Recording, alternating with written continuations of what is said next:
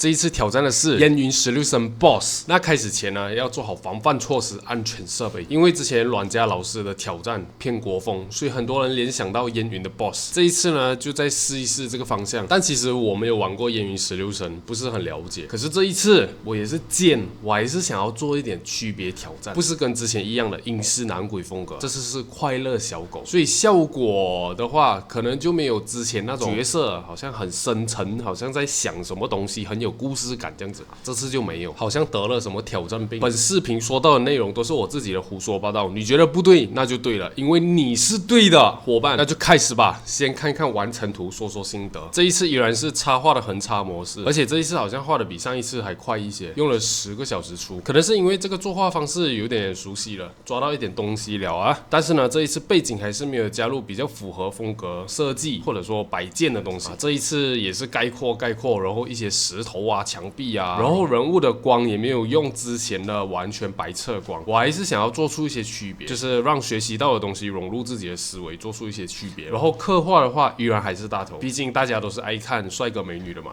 只是這一次筆觸比較狂野，就都沒什麼收拾，感覺比較符合角色的氣質。要抹得像水光肌也是可以，但是感覺不是很合適。然後這一次角色皮膚固有色會比較明顯，所以臉部一些細微的顏色感覺就沒有上一張的出彩。還有就是設計，感覺還是很空。但是我就很想快點結束這一張，所以就沒有再過多的調整。那就來吧，設計 part 來說說設計方向。最開始很多人留言推薦的是三根天離火旺，但是我感覺類型上有點重合上一張。這一次想要走的是莽夫路線，那也是小紅書起手刷到了這個系列的圖，就是那種很有野性的感覺，是我想要的感覺，但是是其中的一部分。至於動態呢，左邊這種很野的感覺，右邊就是坐姿，但是表情就不參考了。然後呢，結合前面的那一張，我想要給它露出它的牙，夠野，那就找了幾個耍酷的動作，就是把嘴巴掰開露出牙齒的動作，哇，是真的帥。服裝方面呢，開始我是想走野人部落或是那種廢土感覺的設計參考，大致的方向就是想走少布料野性的感覺，但是框架內的內容我是想要走東方風格的感覺。我是沒學過設計，但是這種思路好像是不合理，有點想到什麼加什麼，別學好。然後就看到煙雲也有這種剪裁的風格，我就感覺行得通，而且這個剪裁可以把腰露出來，也有那種野性性感的感覺。然後又看到一個比較現代類似的設計，我就定下了這個方向。但是有個點，這類的設計他們大多都會圍個圍巾啊，然後就是不把脖子露出來，因為我想要在他的脖子給他加一個狗鏈，因為我看到了這個參考。我覺得呢，如果是一個露腰的野性角色，加上這種配件會更加的性感加分。但是我忽略了一個盲點，就是後面再說。褲子呢，我就看到了這個參考，我感覺就很簡單粗暴的表達了我的主題，而且還能暗示角色是什麼屬性之類的。再來呢，就是一些點綴的設計，像是手指，我就想要給它做一點文章，因為是犬類的感覺，所以給它的指甲比較長，所以可以搞點東西。我想來一點部落符文感覺的東西，因為會有一種野性的感覺。然後就是一些非人感暗示的東西，我就給它的頭上加了2個角。然後這就是我的設計。其實該說不說，我覺得這個設計我還是覺得挺帥的。而且這一次顏色方面，我就從設計就開始定下了。然後說到脖子上的盲點是為什麼呢？